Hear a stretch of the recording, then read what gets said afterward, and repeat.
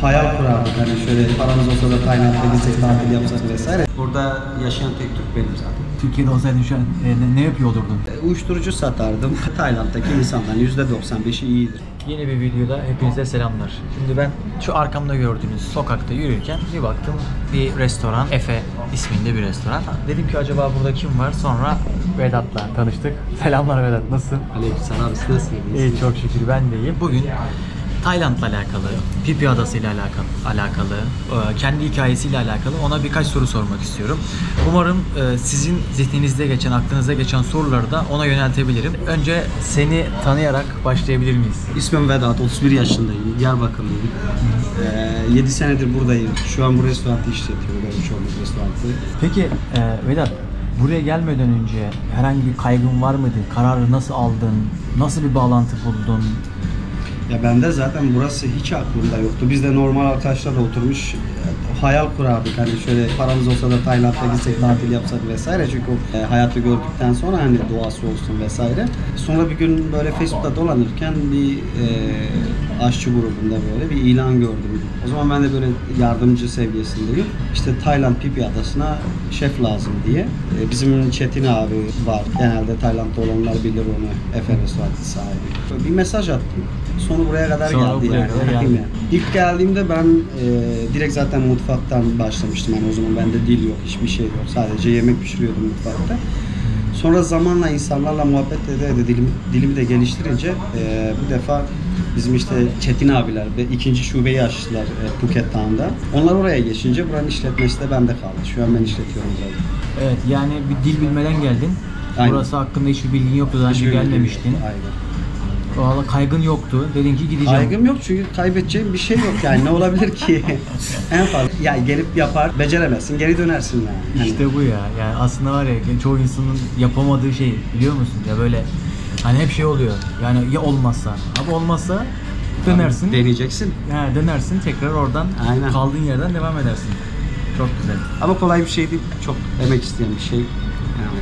Ha, şimdi o soruya geleceğim. Yani burada yaşadığın zorluklar neydi?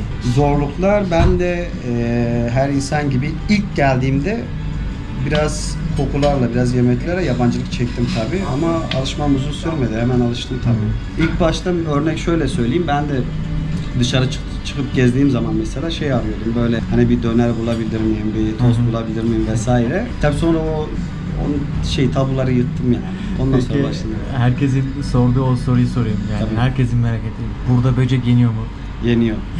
Yeniyor. Ben de ilk başlarda mesela sadece tezgahlarda falan hani kültürlerini göstermek amaçlı turistlere yönelik bir şey sanıyordum ama sonradan gördüm ki Taylılar bildiğim böyle böcekleri alıp atıştırmalık yiyorlar. Tabii. Ben de pazarda falan satıldığını gördüm yani. Aynen. Böyle lokal pazar, hiç turistin olmadığı, gitmediği lokal pazarlarda baktım. Aynen. İpek böcekleri falan vardı. Onları tüketiyorlardı. Severler. Şu anda Phi Phi Adası'ndayız. Yani ben neredeyse bir aydır adanın özellikle Bangkok'tan başlayıp güneyine doğru geldim. Burası gördüğüm en pahalı yerdi. Doğrudur. Phi Phi Adası diğer yerlere göre biraz fiyatlar biraz daha yüksek. Yalnız şunun da etkisi oluyor. Yoğun sezonun da etkisi var. Yoğun sezonda fiyatlar bayağı yükselir. Yani normalde düşük sezonda senin 1500-2000 liraya kaldığın odalar 7-8 bin lira, 10 bin liraya kadar çıkabiliyor. Hangi sezon yüksek? En yoğun zaman Aralık, Ocak, Şubat. Ama normalde sezon Kasım'da başlar, Nisan ortasına kadar devam eder. Ya, düşük sezonda da yine gelenler var. Biz 12 ay yani işimizin başında çalışıyoruz. Sadece daha düşük oluyor. Buraya gelirken şimdi sosyal medyada çok video görüyoruz. Ya Tayland şöyle çok ucuz, Tayland böyle çok ucuz. Sen 7 yıldır burada yaşıyorsun. Ben buraya gelirken bile ben normalde çok ekonomik seyahat eden bir gezgin olmama rağmen sadece botlara bile şuradan yani tekne turu yapmaya kalksam günde yani nereden bakarsan 1000 liraya yakın minimum para harcarım. Özel botlara baktığın zamansa bu rakam 2500 lirayla 3000 lira arasında değişiyor. Burada bir yaşayan bir insan olarak buranın ekonomisini, işte bahsettikleri kadar burada ucuz mu, işte motosiklet kiralamak, ev kiralamak, konaklama, yani genel olarak Tayland'dan bahsedersen sevinirim. Genel olarak şunu söyleyebilirim, yani Türkiye ile karşılaştırdığımız zaman çok ucuz. Çünkü ben de en son 3-4 ay önce Türkiye'ye geldim. Aşırı derecede pahalı yani. Hani ben ona göre, ona kıyaslayıp da söylüyorum. Burası oraya göre çok ucuz. Tamam, mesela bugün Pipi Adası'na geldin diyelim. Burada kaldığında yani böyle bir adada yine dediğim gibi ortalama 1500-2000'e güzel odalar, güzel oteller bulabilirsin. Doğayla iç içe olan bir yerde, böyle bir adada, hani Türkiye'de bir tatili bence Evet, orta gelirli insanlar yapamaz diye düşünüyorum. Hani burada çoğunluk zaten gençler var, görüyorsundur belki. Akşam sahilde gençler eğleniyor, herkes hani içecekleri olsun, yemekleri olsun vesaire bayağı uygun fiyat, ama tekrar diyorum Türkiye'ye kıyasla konuşuyorum. Yine Tay yemekleri güzeldir hani. Bizim bazı insanlar, hani herkes yiyemiyor, bazı insanlar geldiği zaman mide sıkıntısı vesaire de çekebiliyorlar. Bazıları çok ön yargılı yaklaşıyor. Yani hiç denemiyorlar bile, ama bence denemeleri gerekir. Aynen. En azından bir deneyin yani. Sevebilirsiniz o yemekleri. Çok da pahalı değil yani. Bir yemek mesela 100-150 bahttan başlıyor.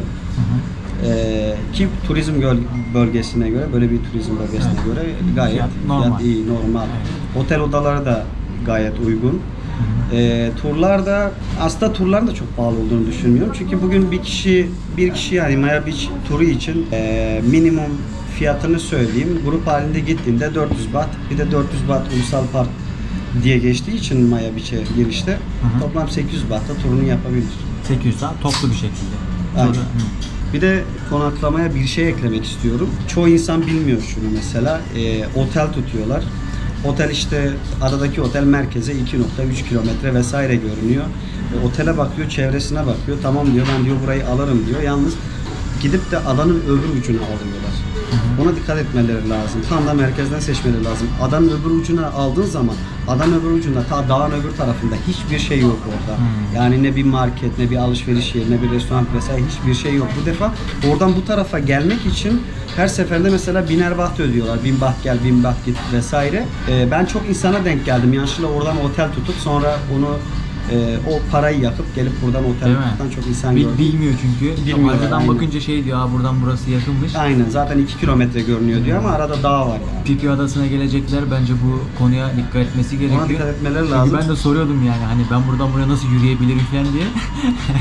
Yani mümkün değilmiş ya. Dünyanın en meşhur adalarından bir tanesi. Pipi Adası'ndayız. Burada herhangi başka bir Türk işletmecisi var mı? Yok. Burada yaşayan tek Türk benim zaten. 7 senedir buradayım.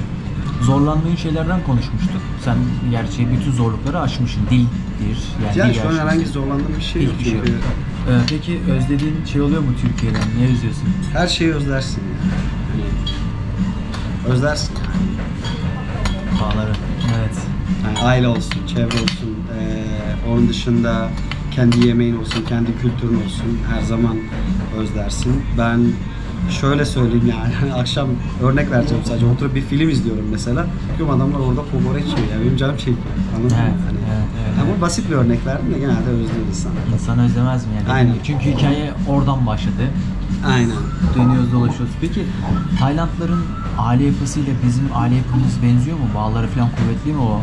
Bir olalım. Çünkü sen bile Diyarbakırlısın. Orada aileye hassasiyet, özle hassasiyet daha fazla, daha bağlı insanlar birbirine. Yok sadece Diyarbakır'dan değil yani, İzmir, İstanbul'dan da oraya göre de kıyaslarsan kesinlikle benzemiyor. Kesinlikle benzemiyor. Nasıl? Farkları ne? Ya farkları ne? Bugün baktığın zaman mesela genç insanların çoğunun çocuğu var. Ama çoğunun ya annesi yok ya babası yok. Çünkü evlilik dışı şeyler aşırı derecede var. Yaygın ha. Yaygın, aynen. Bir de şey var, aile bağları bizim gibi güçlü değil, öyle diyeyim sana kısaca. Geçtiğimiz günlerde de bir haber okudum. Eşcinsel evliliği geçtiğimiz günlerde yasallaşmış ve artık hatta yüzlerce falan başvuru var diye yazıyordu haberlerde. Çok yaygın. Çünkü Güney Amerika'da gezerken de abi mesela orada da hedonizm, hazcılık çok fazla var. Aile, çocuklar böyle evlilik dışı. Baba figürü yok, anne figürü yok, sevgi boşluğu var. Çocuk o sevgiyi dışarıda arıyor derken suça karışıyor. Otokontrol de yok, herhangi bir şey de yok. Burada da biraz onu fark ettim, böyle bireyselcilik var ve geçen de duydum. Ladyboy'lar gurur kaynağı falan tarzında bir şey duydum. Bu bir gerçek mi? Hani diyorlar işte her evden bir ladyboy çıkar veya da yani ladyboy. ben bunu tam detaylı bilmiyorum. Hani şimdi ne söylesem yalan olur.